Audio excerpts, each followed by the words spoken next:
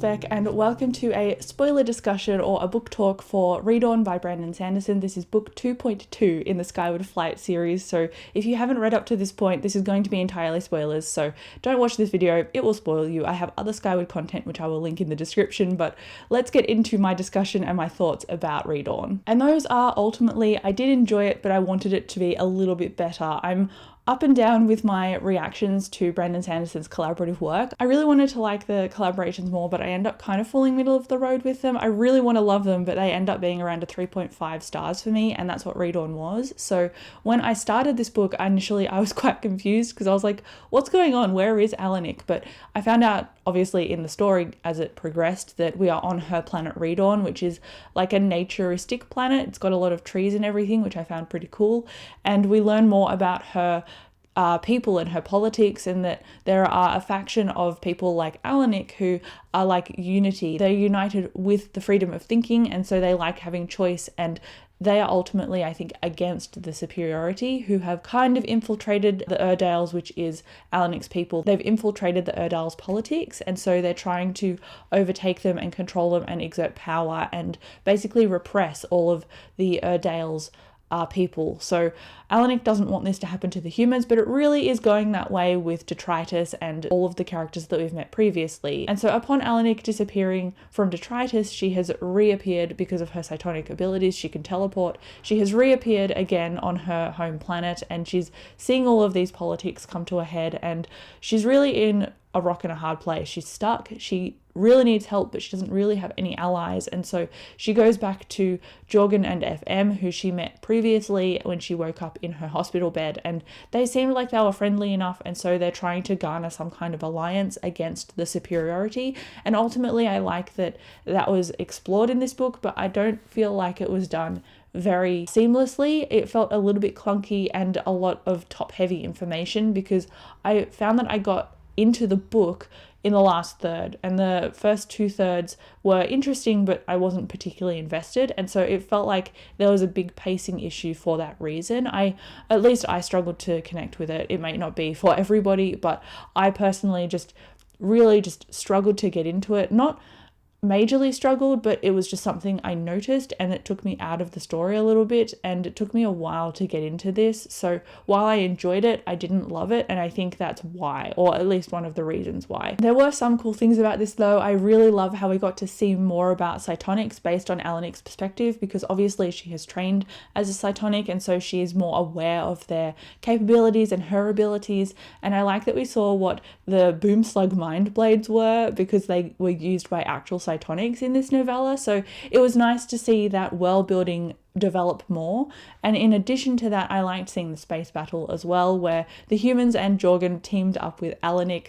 They were very cinematic in my head. I could imagine them quite well. So I think Sanderson really showed his hand there in a good way. He knows how to write action, he knows how to write world building, and I liked those things about this novella. I also actually quite enjoyed learning more about Arturo, because we don't really see much of the side characters, and I feel like we were learning more about him in this novella because he's going to be set up with Alanik as a pairing, which is kind of frustrating. He talked about how he broke up with his girlfriend, or they broke up because he's still a pilot, and so I liked hearing that backstory, but that doesn't mean that he should go from one relationship straight into another. It just mildly annoyed me, but I'm really picky when it comes to YA and romance, so that's probably just a me thing, and other people enjoyed it. I didn't actively dislike it, I just felt like it should have been done a little bit slower and a little bit better, but I did like his interactions with Alanik. They felt quite organic and coming from a good place of character, so it made sense with what he was questioning and how he suspected Alanik initially, and I like the way that their trust got built as well, but it was a little bit rushed, and I think that's because it was a novella. If it was in a book,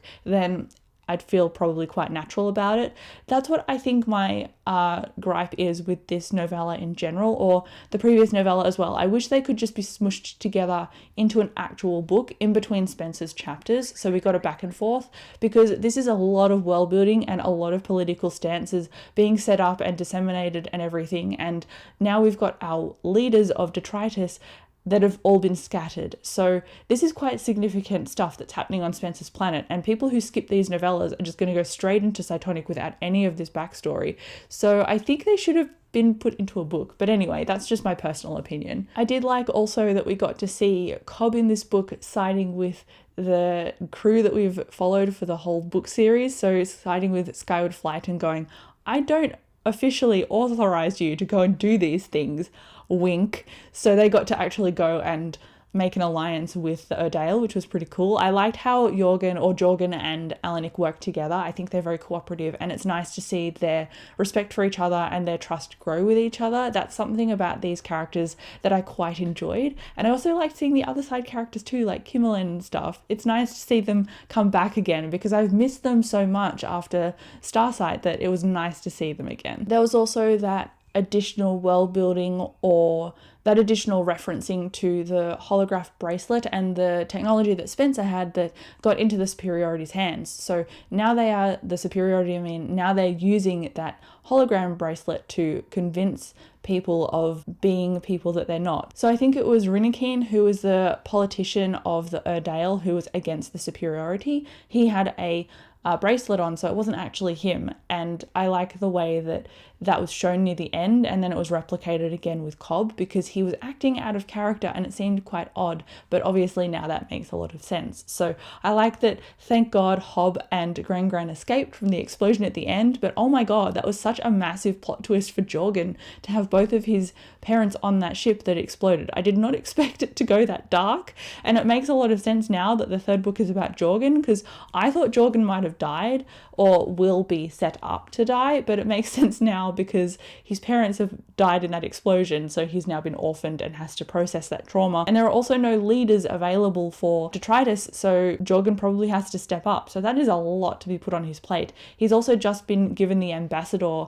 human of the Erdale because he's the poster boy for everybody because he responded to all the radio signals. So he's got a lot going on with his character, and I'm quite excited about how this changes him and how he interacts with everybody and how he grows as a character as well, because he seems to have been quite stuck with who he used to be from Skyward and Starsight. He's grown a little bit in between the novellas when he was talking about like, don't squeeze the slugs, because that's a growth point for him based on the first novella. So I quite like the way he's growing subtly, and I hope we get to see more of that happen in the next novella. But I needed to talk about REDAWN instead of what might happen in the future. Actually, I think that's it. Overall, I just felt kind of disengaged when reading this, and I only got really invested in the ending. So I was interested in everything going forward, but there were only little nuggets of things that really captured my attention. I really wanted this to be better than a 3.5 stars to me. I did consider giving it a 4 based on the ending, but given that I found it a little bit difficult to get to that point